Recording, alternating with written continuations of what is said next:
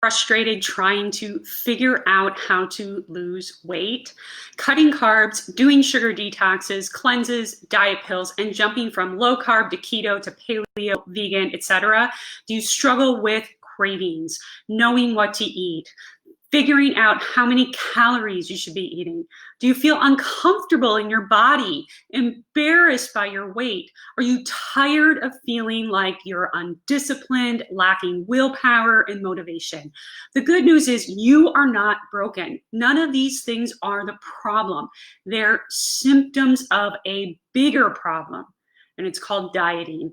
In this 5-part video series, I'm going to show you how to shift away from dieting and how these diet myths are sabotaging your success at losing weight. And once you shift away from these diet myths, you're going to feel so much more in control of what you eat and your weight, and you can stop researching information online so that you can live a life that you love, feel great about yourself, have more energy, sleep better, and even feel motivated to live your life in a much bigger, healthier way. Today, we're talking about calories and how calories sabotage weight loss. That's our day one training. And you absolutely need to understand calories to lose weight. But there's a huge myth around calories you absolutely need to understand. But first, who am I? I'm Megan Olson, nutrition practitioner, and I help women over 35 lose 20 to 50 or more pounds and keep it off for good. Now, tell me, who's ready to lose weight? Tell me yes in the comments. I'm ready. Okay, let's talk about calories. Calories are so important for weight loss. And the reason they're important for weight loss is because you have to have a slight calorie deficit to lose weight. Okay, and here is the myth. Everyone thinks that weight loss is as simple as calories in, calories out. It's not. It's a myth. And here's why calories in, calories out is such a myth. A study published in 2012 showed that a reduction in calories yielded a reduced metabolism. So by reducing calorie intake, the body over time adapts to less food by lowering its metabolism. So what this means is your body becomes more efficient in utilizing the reduction of calories to preserve fat loss. So this is why many people plateau when they go on a diet, because they start counting their calories or their macros, and they either stay in that deficit for too long or they create too large of a deficit, and their body goes into starvation mode. Another study in 2011 in the New England Journal of Medicine showed that your appetite hormones, leptin and ghrelin, are stimulated with a calorie reduction to increase body weight and to increase your cravings to return your body to its original size. This is why you may notice that when you are on a diet, you feel hungry all the time.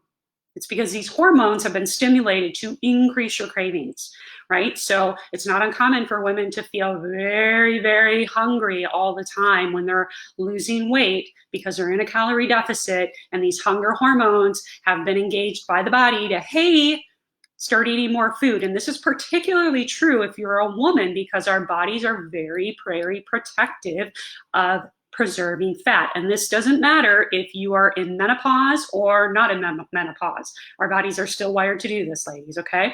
So the best way we have seen calories in, calories out being debunked is The Biggest Loser. Have you guys seen that show? The Biggest Loser, it was on a long time ago.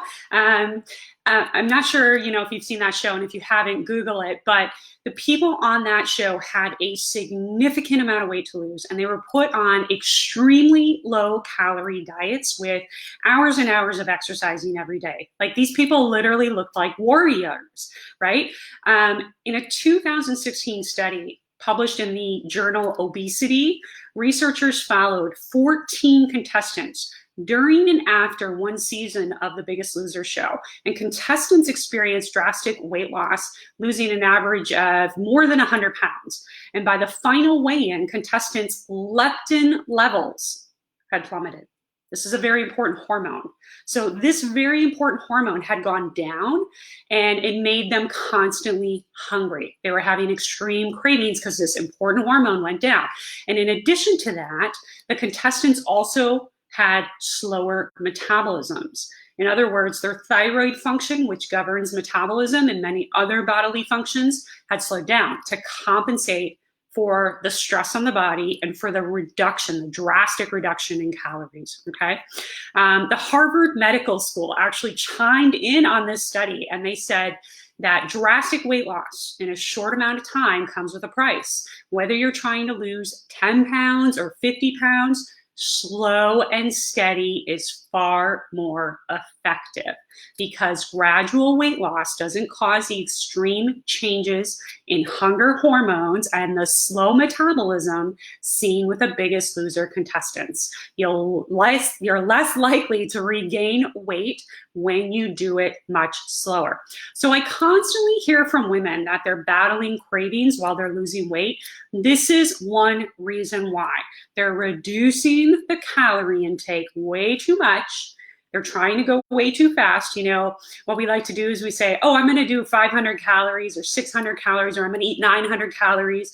And then they really reduce those calories and their body starts to hoard every bit of food because your metabolism, your thyroid, everything starts to slow down to compensate for less fuel. When you're losing weight, you have to learn how to fuel your body. So important, right? So this is why we get those cravings, because we're not getting enough fuel for our bodies to do its proper jobs. So the body deregulates everything. It's kind of like a thermostat. It goes, oh, I'm not getting enough fuel. I'm going to deregulate.